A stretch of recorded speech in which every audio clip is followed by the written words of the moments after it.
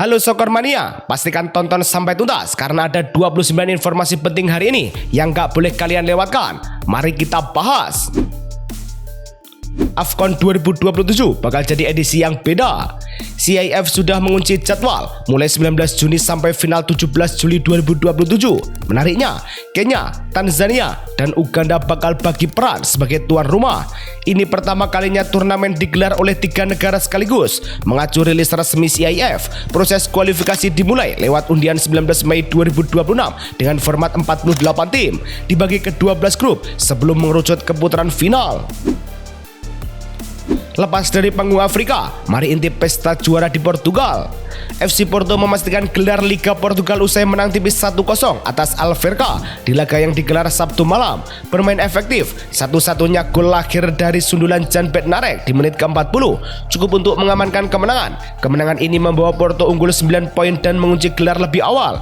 Koleksi ke-31 sepanjang sejarah klub. Musim pertama Farioli langsung berujung trofi. Jika Porto berpesta, nasib berbeda justru dialami Lens. Lens gagal mengamankan kemenangan saat ditahan 1-1 oleh Nice di Allianz Riviera dalam lanjutan Ligue 1. Alan Saint-Maximin menit ke-62 sempat membawa tamu unggul. Sebelum Ali Abdi di menit ke-81 menyamakan kedudukan tak lama setelah kartu merah Saud Abdul Hamid di menit ke-79. Berkat hasil ini, Lens berada di posisi kedua klasemen Ligue 1 Prancis dengan 64 poin, sedangkan Nice berada di posisi ke-15 dengan 31 poin. Hasil imbang Lens juga menular ke sang pemuncak klasemen. Paris Saint-Germain harus puas berbagi angka 2-2 saat menjamu Lorient di Parc des Princes. Dalam lanjutan Ligue 1, PSG sempat memimpin lewat Ibrahim Mbaye di menit ke-6 dan Warren Zaïre-Emery menit ke-62. Tapi Lorient selalu membelas melalui Pablo Pagis di menit ke-12 dan Aya Guntosin menit ke-78. PSG tetap ada di puncak klasemen dengan 70 poin dari 31 laga, sedangkan Lorient nyaman di papan tengah dengan 42 poin dari 32 laga. Bergeser dari Paris, drama dramatis muncul di markas Metz.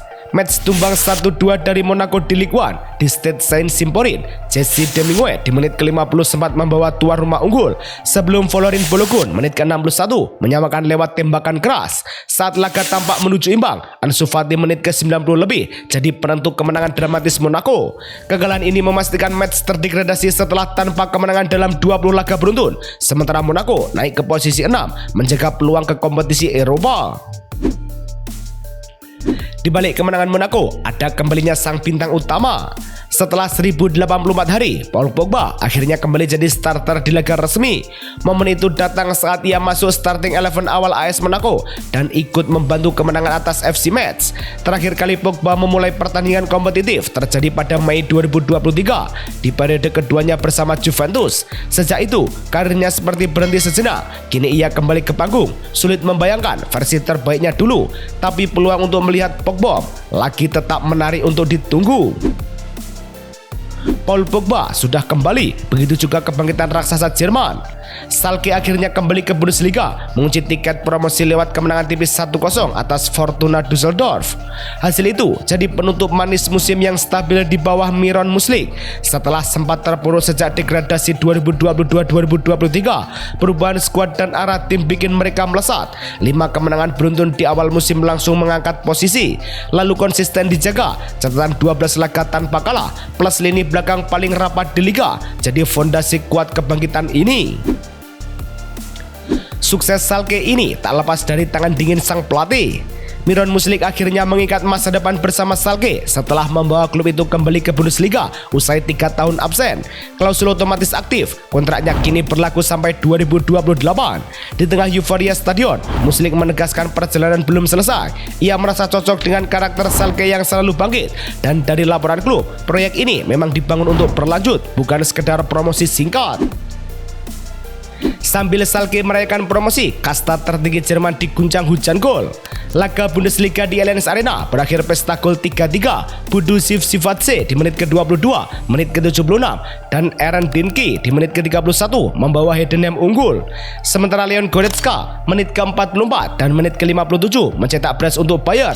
Michael Olise jadi penentu lewat gol dramatis menit ke-90 plus 10 setelah bola memantul dari tiang dan mengenai kiper Dian Ramats. Berkat hasil ini, Bayern Munchen tetap kokoh di puncak klasemen Bundesliga dengan 83 poin, sedangkan Heidenheim berada di posisi ke-18 dengan 23 poin. Walau imbang, lini depan Bayern baru saja mengukir rekor gila.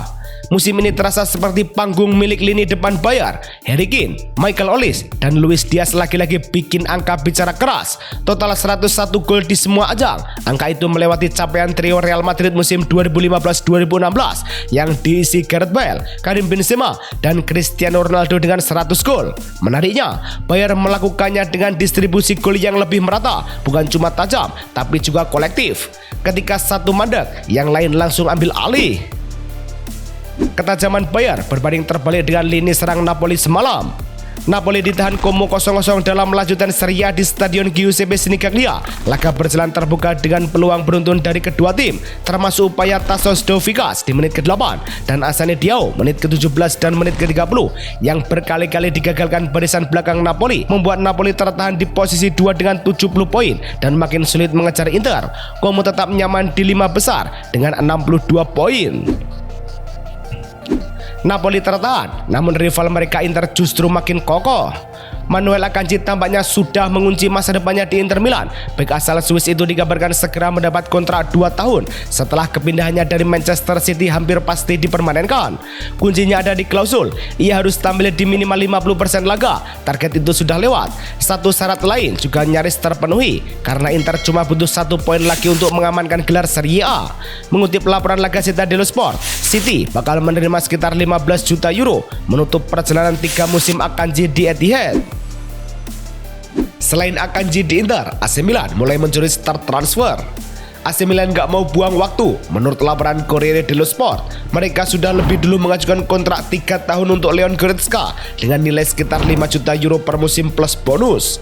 Langkah ini terasa strategis karena sang gelandang bisa didapat gratis dari Bayern Munchen. Di internal klub, Furlani dan Tare bergerak bareng Massimiliano Allegri yang ini skuad lebih matang. Goretzka diproyeksikan jadi starter reguler termasuk di Liga Champions. Meninggalkan bursa Italia, mari menuju kemenangan krusial Atletico Madrid. Atletico Madrid mencuri kemenangan di Stadion Mestalla dalam lanjutan La Liga. Sempat buntu lebih dari 70 menit, tim rotasi Diego Simeone baru memecah kebuntuan lewat Iker Luque di menit ke-74 sebelum Marcos Llorente menit ke-80 menggandakan keunggulan. Tambahan 3 poin bikin Atletico makin nyaman di posisi 4 dan hampir pasti mengunci tiket Liga Champions. Sedangkan Valencia berada di posisi ke-13 dengan 39 poin. Kemenangan di Mestalla sekaligus menandai pencapaian historis sang pelatih. Momen spesial datang buat Diego Simeone. Laga ke-1000 sebagai pelatih ia tutup dengan kemenangan 2-0 Atletico Madrid atas Valencia di Mestalla. Seperti dicatat laporan La Liga, angka karirnya juga solid, 563 menang, 225 imbang, dan 201 kalah. Di balik itu, ada 10 trofi yang membentuk era baru klub. Namun Simeone tak larut dalam selebrasi, fokusnya langsung beralih ke leg kedua semifinal Liga Champions kontra Arsenal. Ujian yang jauh lebih menentukan arah musim mereka. Jika Atletico mengincar tiket Eropa, Barcelona kian dekat juara. Barcelona menang susah payah 2-1 di markas Osasuna pada lanjutan La Liga di Stadion El Sadar. Setelah buntu 80 menit, Robert Lewandowski memecah kebuntuan di menit ke-81. Lalu Ferran Torres menggandakan keunggulan tak lama berselang. Osasuna sempat memperkecil lewat Raul Garcia. Hasil ini membawa Barcelona mengoleksi 88 poin dari 34 laga dan menjauh 14 angka dari Real Madrid. Bahkan, pesta juara Barcelona bisa dirayakan lebih awal pekan ini. Akhir pekan ini bisa jadi penentu buat FC Barcelona. Skenario-nya simpel. Kalau Real Madrid gagal menang lawan Espanyol, gelar La Liga langsung jatuh ke tangan Barca. Kalau Madrid justru menang, tensi bakal pindah ke El Clasico di Camp Nou pekan depan. Apapun jalurnya, peluang back-to-back sudah di depan mata. Tinggal tunggu momen yang paling pas buat mengunci cerita musim ini. Di tengah ambisi gelar, rapinya membuktikan kesetiaan pada klub. Tawaran menggiurkan datang untuk Rafinha. Laporan El Pais menyebut klub Saudi Pro League siap menggelontorkan paket hingga 90 juta euro plus gaji 30 juta euro per musim. Angka yang sulit diabaikan, namun arah pikir sang winger tak berubah. Ia tetap ingin bersaing di level tertinggi bersama FC Barcelona meski musimnya sempat terganggu cedera, absen lebih dari 100 hari dan melewatkan 23 laga. Rafinha kini kembali masuk rencana Hansi Flick. Meninggalkan Spanyol, tiket promosi Inggris kini resmi bertuan. Ipswich Town akhirnya menutup musim dengan senyum lebar. Kemenangan 3-0 atas QPR jadi penutup manis yang memastikan mereka finish kedua dengan 84 poin. Selisihnya tipis, cuma 1 angka dari Millwall yang terus menekan sampai pekan terakhir. Di atas mereka, Coventry City sudah lebih dulu mengunci puncak dengan 95 poin. Sementara itu, drama belum selesai. Millwall, Middlesbrough, Southampton, dan Hull City masih terus berebut satu slot terakhir lewat playoff menuju Wembley. Setelah Ipswich naik kasta, Newcastle sukses memperbaiki tren buruk. Newcastle United akhirnya menghentikan tren buruk dengan kemenangan 3-1 atas Brighton di St James Park. Tuan rumah membuka keunggulan lewat William Osula menit ke-18, lalu Dan Burn menggandakan skor di menit ke-24 sebelum Brighton membalas lewat Jack Hinshelwood di menit ke-61. Newcastle justru menutup laga lewat Harvey Barnes di injury time menit ke-90 plus 2. Berkat hasil ini, Brighton berada di posisi ke-7 klasemen Premier League dengan 50 poin, sedangkan Newcastle berada di posisi ke-13 dengan 45 poin. Jika Newcastle menghentikan tren buruk, Brentford justru tampil dominan. Brentford tampil dominan saat mengalahkan West Ham 3-0 di Premier League di Citek Community Stadium. Gol pembuka datang dari bunuh diri Konstantinos Mavropanos menit ke-23 sebelum Igor Thiago menit ke-55 penalti mengadakan keunggulan. Michael Damskar menutup pesta gol di menit ke-81 memastikan tuan rumah benar-benar tak terkejar. Berkat hasil ini, Brentford berada di posisi ke-6 klasemen Premier League dengan 51 poin, sedangkan West Ham berada di posisi ke-17 dengan 36 poin. Dominasi Brentford tersebut juga menular ke kubu pemuncak klasemen. Arsenal tampil dominan saat menjamu Fulham di Emirates Stadium dalam lanjutan Premier League. Victor Gyökeres jadi bintang dengan 2 gol menit ke-9 dan menit ke-45 plus 1. Sementara Bukayo Saka ikut berpesta lewat golnya di menit ke-40. Kemenangan ini mengantar Arsenal ke 76 poin di puncak klasemen, menjauh dari Manchester City. Sedangkan Fulham berada di posisi ke-10 klasemen Premier League dengan 48 poin. Kemenangan ini sekaligus memperpanjang rekor angker stadion Arsenal. Ada satu fakta yang bikin Fulham seperti datang dengan beban tiap ke Emirates. Arsenal belum pernah kalah dari mereka di kandang, bukan sekali 2 kali, tapi sudah 33 laga liga tanpa noda.